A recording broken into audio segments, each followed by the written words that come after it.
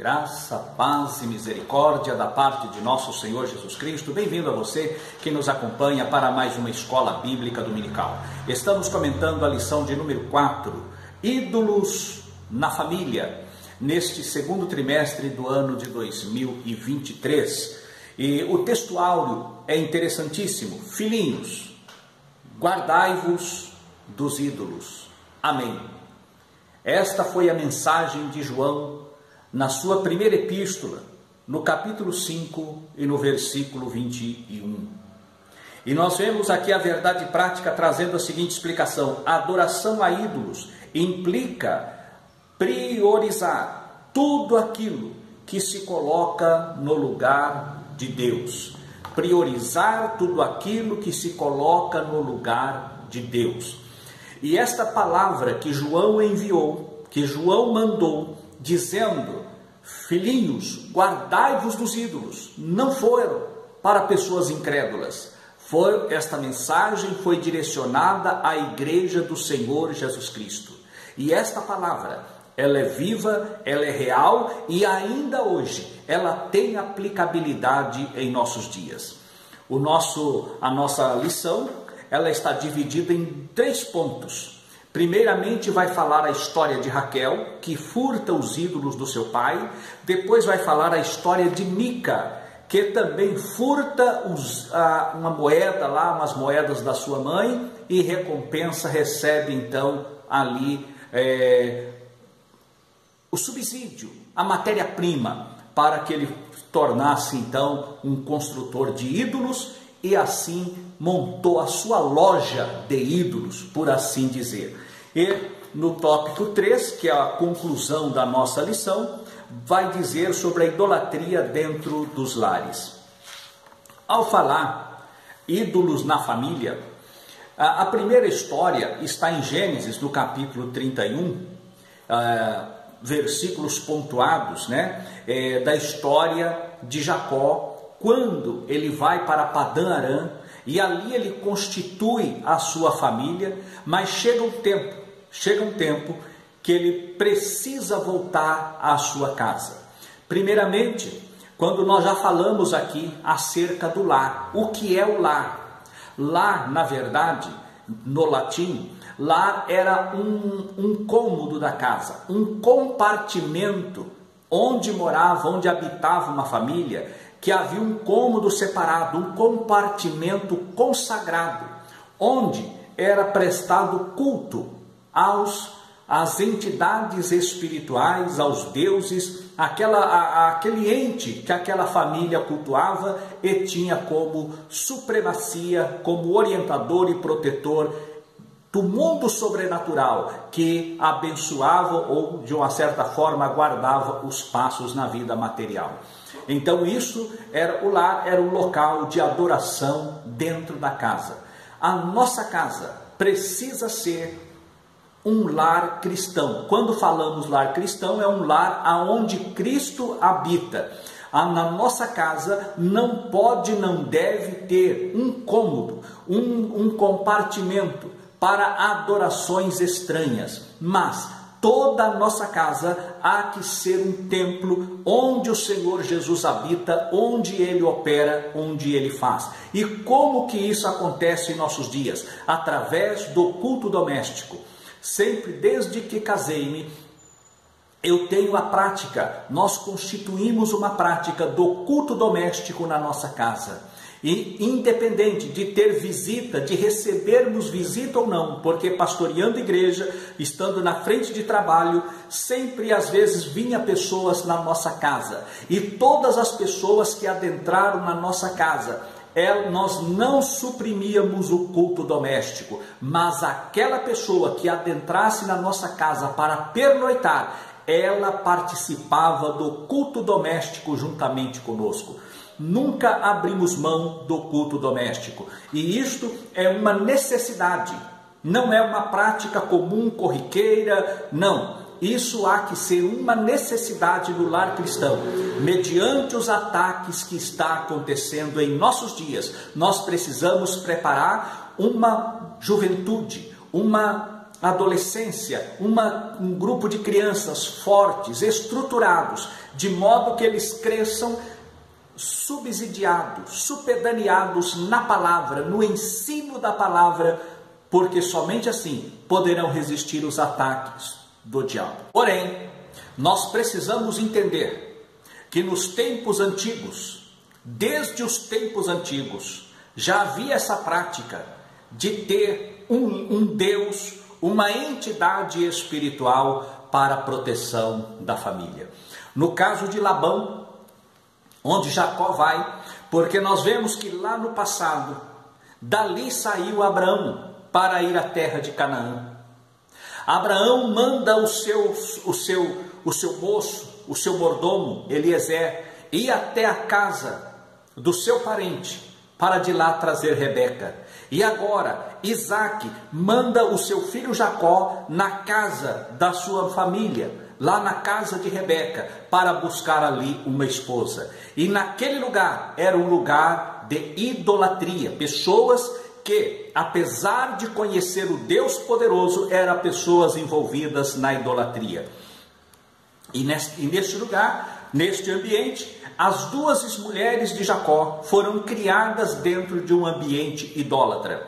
Mas o que me chama a atenção é que quando chega o tempo de Jacó voltar para a sua casa, ele reúne a sua família, ele faz uma reunião familiar, ele conversa com Raquel, ele conversa com Leia, ele expõe o seu pensamento, ele expõe o seu desejo, ele fala da maneira como foi tratado, estava sendo tratado pelos irmãos dela, pelos seus cunhados, como ele estava sendo tratado especialmente pelo seu sogro, o pai das suas mulheres, a maneira como Labão já havia mudado o seu salário, por 10 vezes naquele período de 6 anos que ele estava trabalhando, 6 anos, o salário foi mudado por 10 vezes.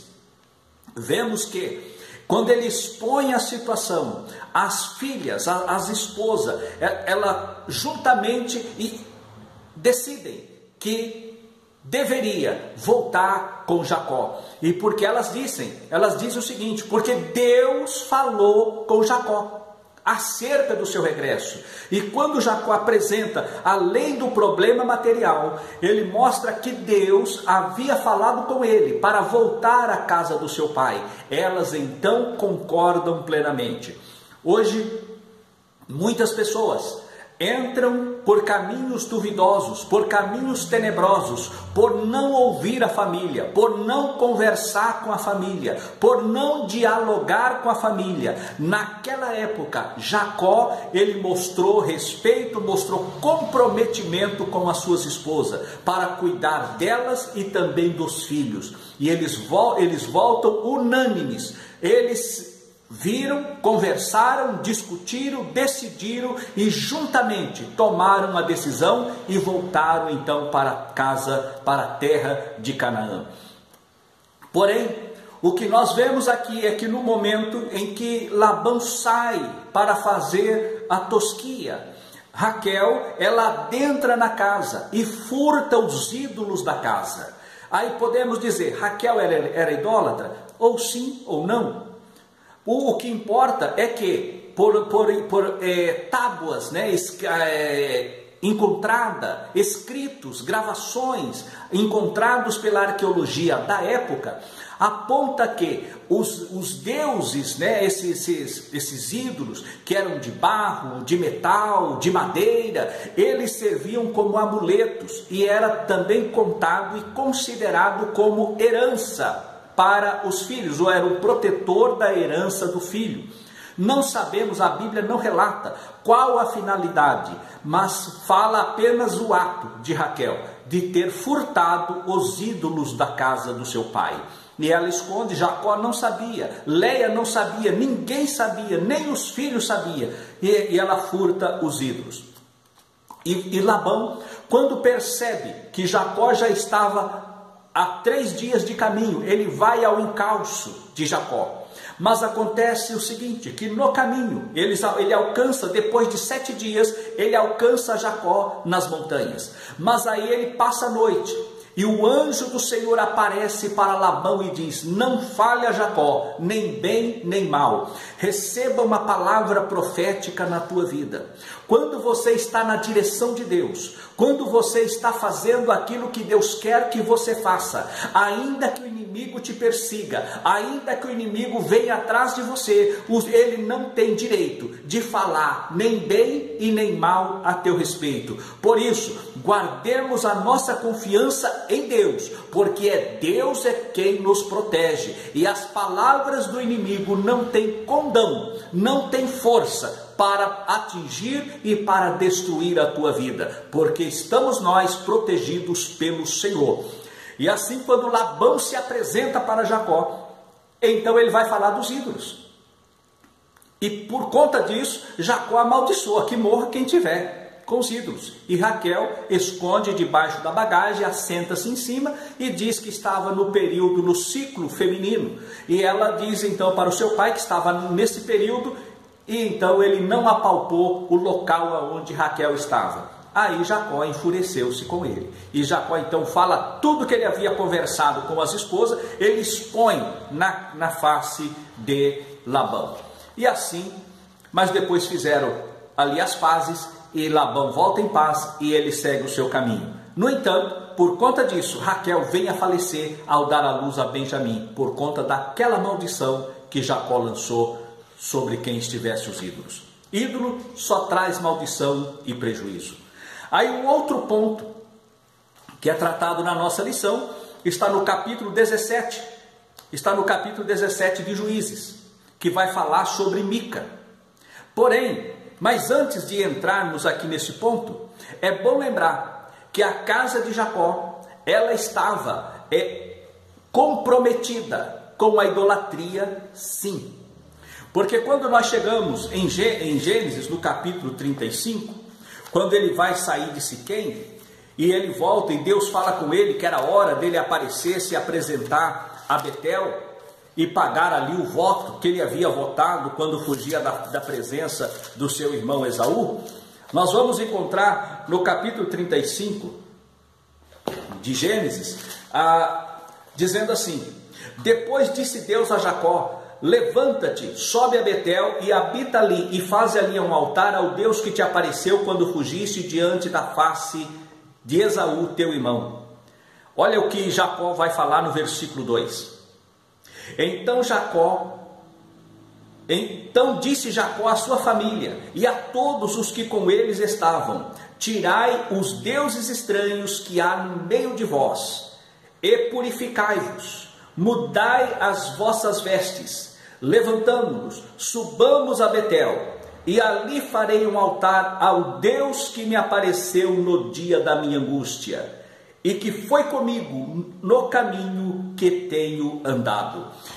Tirai os deuses estranhos que há no meio de vós. Ele volta para o princípio da santificação, da purificação, de despojamento das coisas do mundo. Ele manda tirar as arrecadas das orelhas, ele manda mudar a vestimenta. A nossa vestimenta, o nosso porte é considerado diante de Deus.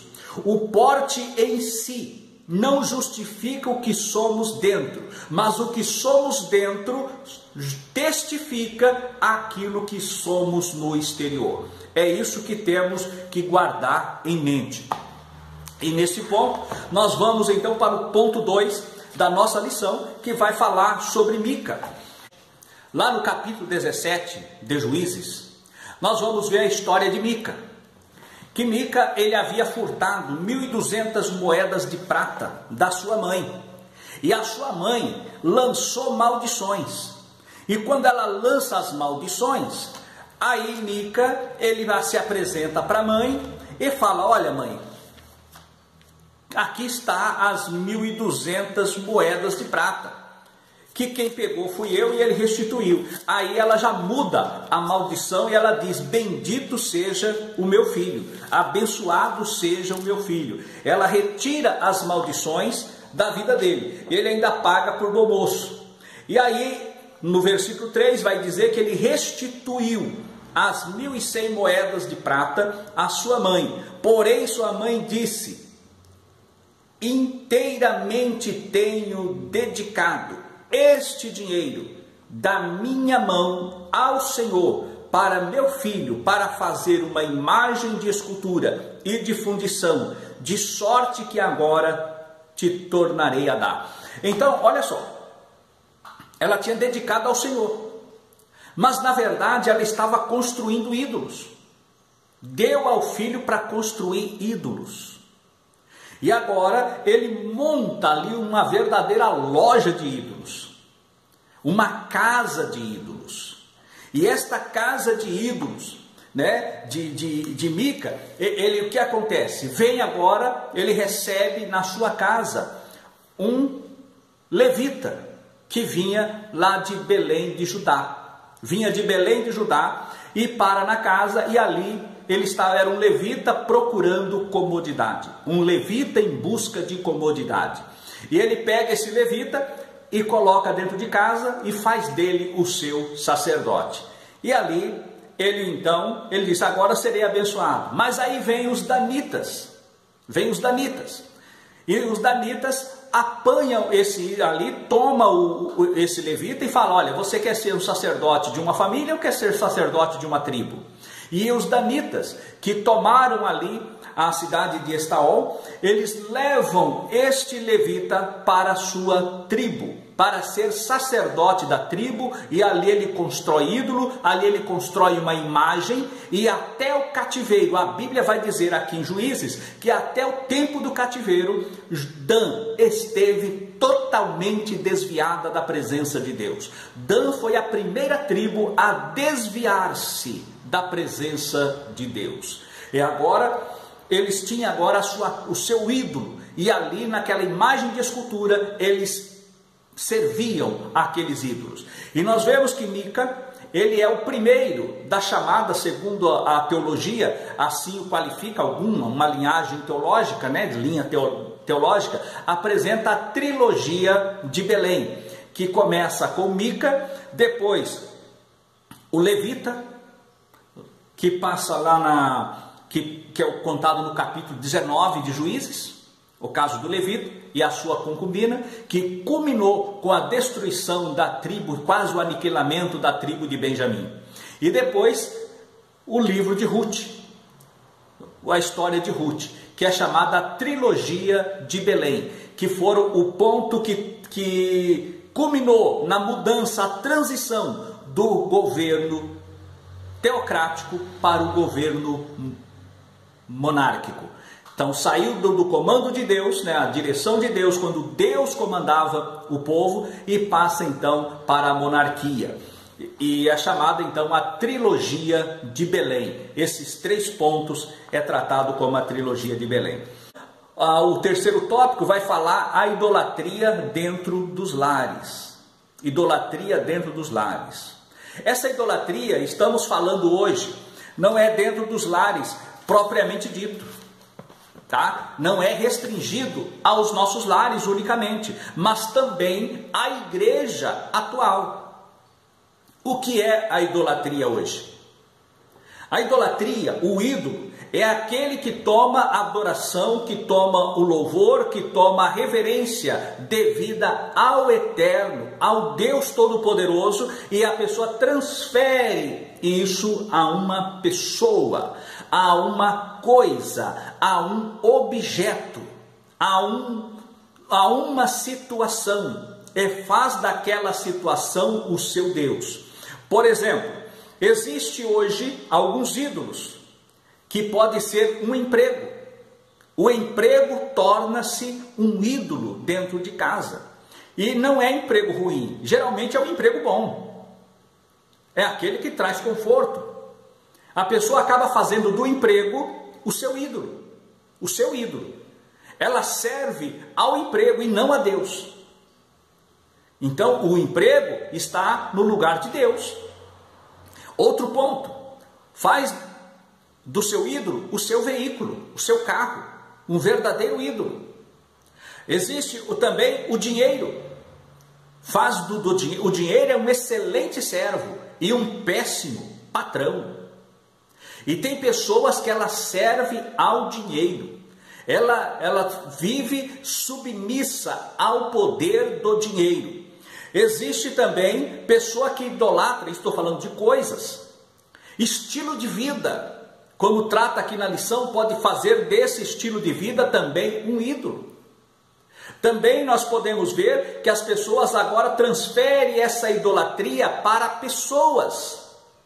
Para pessoas. Há homens que ele tem a esposa como um verdadeiro ídolo para ele. Ele tem na sua esposa um ídolo. A esposa que tem no seu marido um ídolo. E há pai e mãe que tem no filho o seu ídolo. Ainda que erra, ainda que cometa alguma coisa errada e vem uma correção, vem uma palavra de orientação para o bem espiritual daquele que está cometendo erro, aquele que o tem por ídolo se levanta. Na condição de pastor, eu sei que não sou o único. Muitos pastores, colegas do ministério, companheiros de ministério, têm ou já viveu experiência parecida com essa que eu vivi. Uma família onde tinha uma jovem que era idolatrada, os filhos eram intocáveis. O casal, a família, né, tinha 2 filhos que eram intocáveis. Pastor nenhum poderia corrigir os seus filhos. Um dia, eu o chamei, juntamente com a sua filha, e disse para ele, olha, a situação dela é esta, e ajude ela a mudar, porque não pode continuar assim. Resultado, ele se voltou contra mim, e relutou e disse, não, da minha família eu cuido. Resultado, os 2 estão desviados, até hoje estão fora da igreja. Mais de 20 anos se passaram, estão fora da igreja até hoje. Porque os filhos se tornaram incorrigíveis, irreconciliáveis, é o que diz a palavra de Deus. Então nós precisamos não fazer dos nossos filhos ídolos, não fazer de nossos pais ídolos, não fazer de casa ídolo, não fazer de veículo, não fazer de coisas ídolos.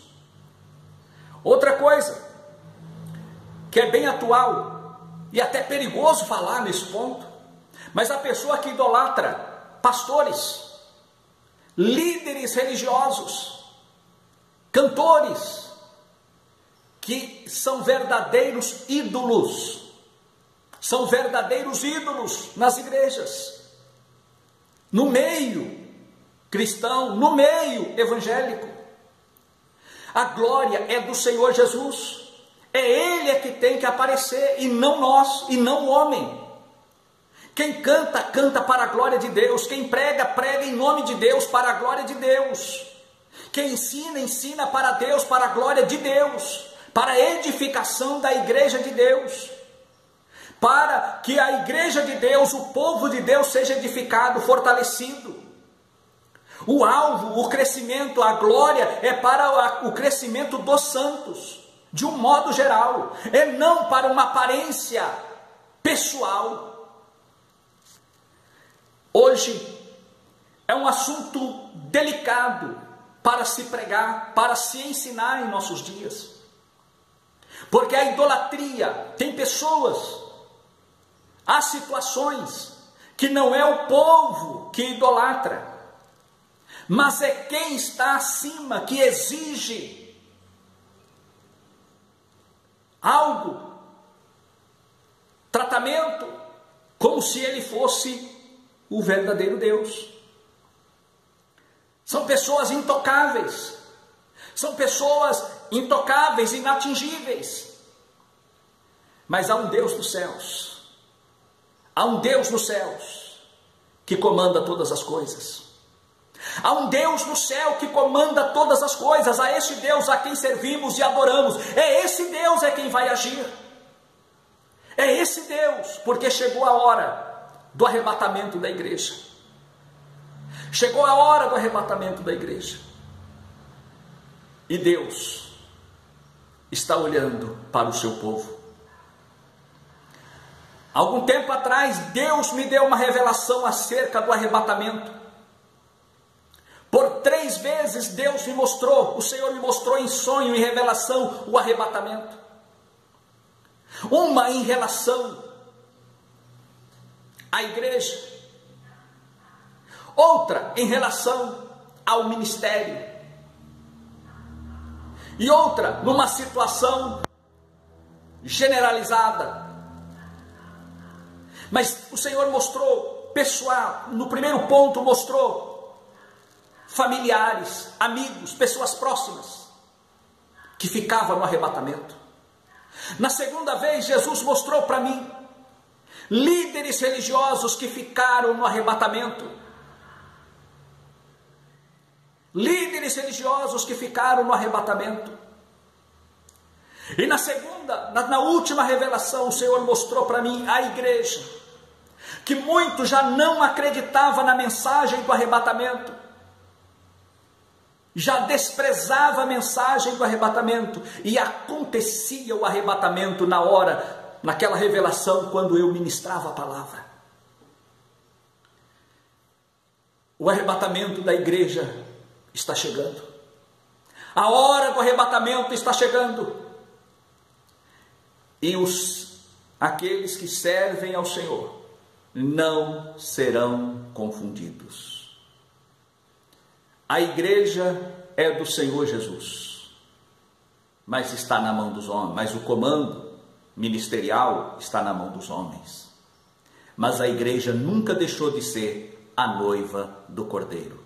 E é esta noiva que ele virá um dia para buscar. Por isso, sem idolatria, mas adorando ao Senhor até que ele volte.